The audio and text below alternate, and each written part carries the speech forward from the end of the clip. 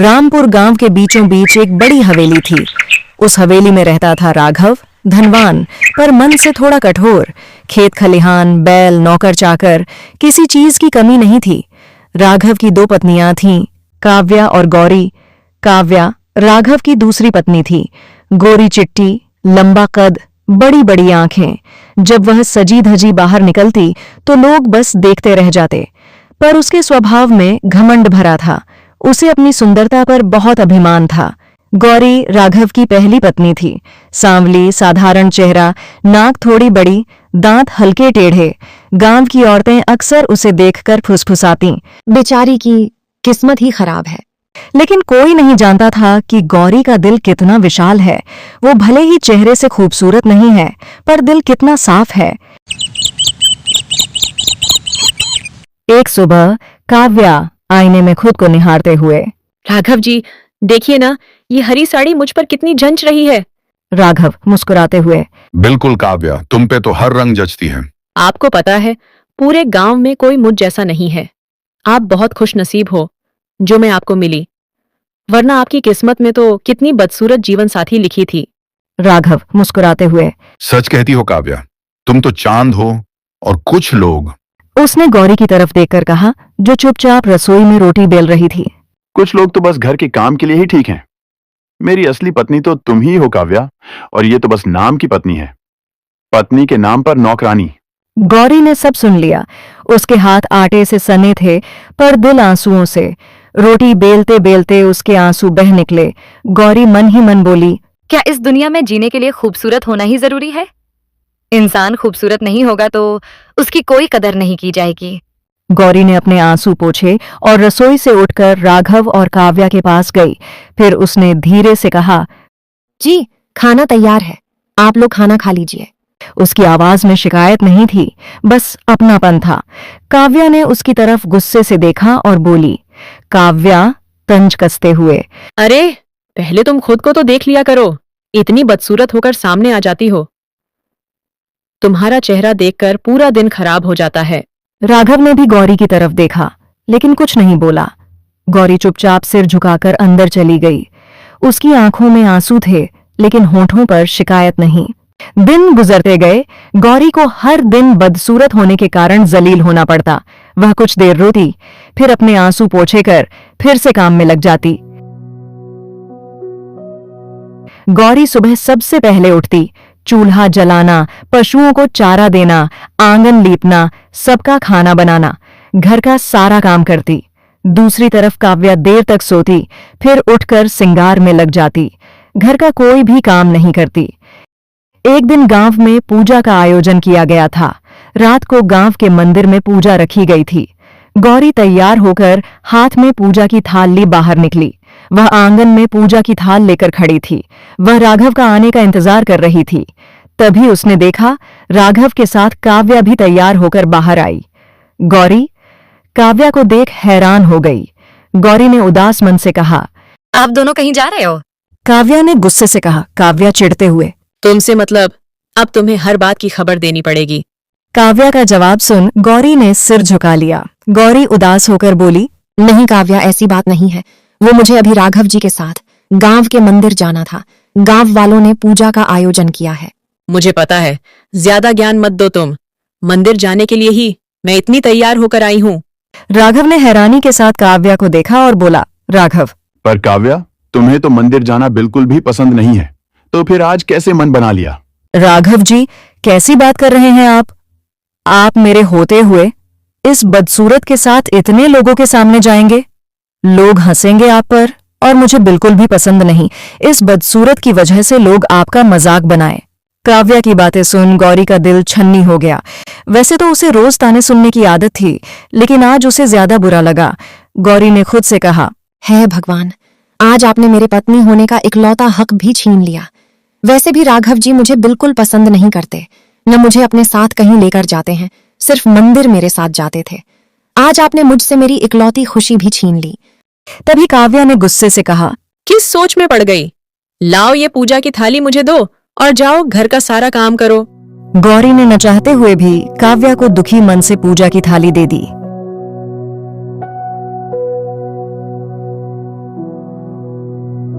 काव्या मुस्कुराते हुए राघव को देखकर बोली, चलिए राघव जी, जब आपके पास इतनी खूबसूरत पत्नी है तो फिर आपको इस बदसूरत के साथ जाने की क्या जरूरत। गौरी ने अपने दर्द को छुपाकर मुस्कुराकर कहा, आप दोनों खुशी से जाइए।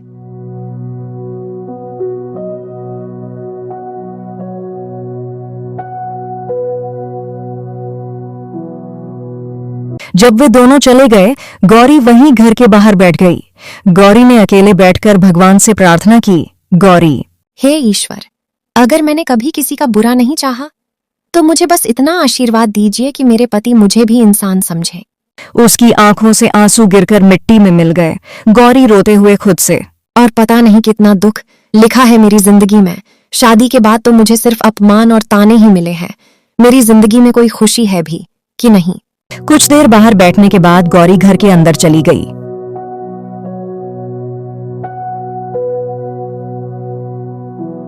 उस रात तेज हवा चल रही थी, लेकिन फिर भी आसमान में तारे टीम टीमा रहे थे। तेज तूफानी रात में किसी ने हवेली का दरवाजा खटखटाया। घर में सभी सो चुके थे, लेकिन गौरी जाग रही थी। गौरी दरवाजा खटखटाने की आवाज सुन चौंक गई। गौरी हैरानी से, आखिर इतनी रात को कौन दरवाजा खटखटा रहा है? गौरी उठी और दरवाजे की ओर गई।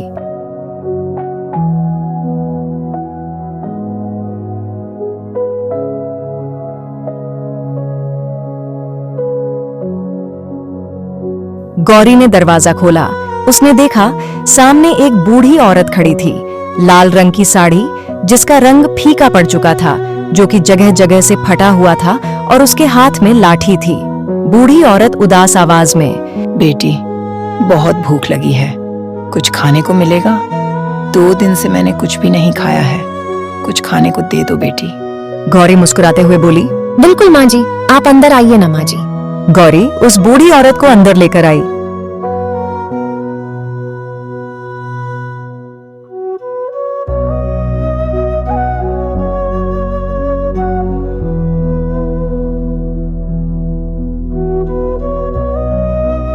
गौरी, माँ जी, आप यहीं रुकिए, मैं आपके लिए खाना लेकर आती हूँ। इतना बोलकर गौरी रसोई में गई।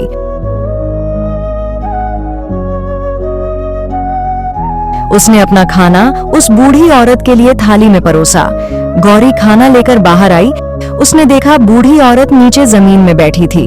गौरी मुस्कुराते हुए, माँ जी, आप नीचे क्यों बैठ गई? यहाँ बैठिए सोफे पे। अरे नहीं बेटी, जमीन पर बैठने में कोई दिक्कत नहीं है। हम गरीबों को नीचे बैठने में कोई दिक्कत नहीं होती। गौरी कुछ नहीं बोली। उसने बूढ़ी औरत को खाना दिया और उसी के पास बैठ गई। बूढ़ी औरत ने गौर से उसे देखा। बूढ़ी औरत गौरी को देखकर मुस्कुराई, फिर चुपचाप खाना खाने लगी। थोड़ी देर बाद बूढ़ी औरत बोली, बूढ़ी औरत, तुझे लोग बदसूरत कहते हैं? गौरी हल्की मुस्कान के साथ, रूप तो भगवान की देन है माँ, मैं तो बस अपना कर्म सुंदर रखना चाहती हूँ। बूढ़ी औरत की आंखों में चमक आ गई। वह बोली, तेरे कर्म ही तेरा रूप बनेंगे। इतना बोलकर वह चुपचाप खाना खाने लगी। गौरी को कुछ समझ नहीं आया, लेकिन वह कुछ नहीं बोली। खाना खाने के बाद उस औरत ने गौरी के सर पर हाथ रखा। बूढ़ी औरत गौरी से, भगवान तुमको सारी खुशियां दे। ठीक है बेटी, अब मैं चलती हूँ। गौरी ने उस बूढ़ी औरत को दरवाजे तक छोड़ा। गौरी ने देखा वह बूढ़ी औरत बाहर कुछ दूर तक चली, फिर हवा में गायब हो है। गौरी चौंक गई। गौरी हैरानी से, ये क्या था? ये बूढ़ी औरत ऐसे कैसे हवा में गायब हो गई? क्या ये कोई भूत थी? गौरी इतना बोलकर कुछ देर दरवाजे के पास खड़ी रही, फिर अपने कमरे में चली गई।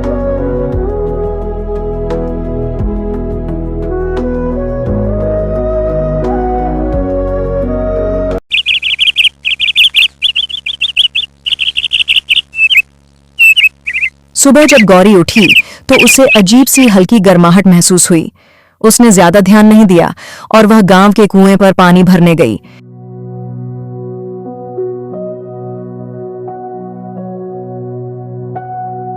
जैसे ही उसने पानी में अपना प्रतिबिंब देखा, वह ठिठक गई। उसका चेहरा बदल चुका था, त्वचा दमक रही थी, आंखें गहरी और आकर्षक हो गई थीं, बाल चमकदार और लंबे दिख रहे थे। गांव की औरत, अरे ये तो गौरी है, इतनी सुंदर कैसे हो गई? पता नहीं, लगता है कोई चमत्कार हुआ है, वरना अचानक से ये बदसूरत से इतनी सुंदर कैसे हो गई? गौरी कुछ नहीं बोली, वह चुपचाप पानी लेकर घर लौट आई। गौरी रसोई में खाना बना रही थी, तभी राघव रसोई में चिल्लाते हुए आया। राघव गुस्से में, गौरी, वो गौरी, कहाँ मर गई हो? आज खाना मिलेगा हमें या भूखे रहना पड़ेगा? गौरी राघव को जवाब देने के लिए जैसे ही पीछे मुड़ी, राघव उसे देखकर जमीन पर गिर पड़ा। उसे अपनी आंखों पर भरोसा नहीं हो रहा था। गिरने की आवाज सुन काव्या भी रसोई में आ गई। जैसे ही उसने गौरी को देखा, वो ठिठक गई। काव्या हैरानी से, गौरी, क्या सच में ये तुम ही हो ना? कहीं मैं सपना तो नहीं देख रही? गौरी ने बस मुस्कुरा दिया। वही शांति, वही नम्रता, लेकिन इस बार उसके रूप में आत्मविश्वास था। काव्या की आंखों में पहली बार डर नजर आ रहा था। अब गांव में हर जगह गौरी की चर्चा होने लगी। राघव अब गौरी के साथ बैठने लगा, उसकी बातें सुनने लगा और काव्या से दूर होने लगा। काव्या को ये सब देखकर गौरी से जलन होने लगी। काव्या खुद को गौरी के सामने फीका महसूस करने लगी। एक रात राघव गौरी के साथ बैठा था। राघव धीरे से, गौरी, मैंने तुम्हारे साथ बहुत अन्याय किया है, मुझे माफ कर दो। मैंने कभी भी तुम्हारी सादगी पर ध्यान नहीं दिया और हमेशा तुम्हें दुत्कारा है। मुझे माफ कर दो गौरी। गौरी ने शांत स्वर में कहा। मैंने कभी आपसे शिकायत नहीं की, पर हाँ, दुख जरूर हुआ। पर जब आपको अपनी गलती का पछतावा है तो मैं आपको दिल से माफ करती हूँ। दूसरी तरफ काव्या अपने कमरे में आईने में खुद को देख रही थी। उसे लगा जैसे उसका चेहरा फीका पड़ रहा है। काव्या को लग रहा था जैसे वह दिन प्रतिदिन बदसूरत होती जा रही है। उसी समय वही बूढ़ी औरत उसके कमरे में प्रकट हुई, जिसने पूजा वाली रात में गौरी को आशीर्वाद दिया था। बूढ़ी औरत, घमंड सुंदरता को खा जाता है। तुम्हें बहुत घमंड था ना अपनी खूबसूरती पर। इतना बोलकर वह बूढ़ी औरत गायब हो गई। काव्या उस बूढ़ी औरत की बात सुन जोर जोर से रोने लगी।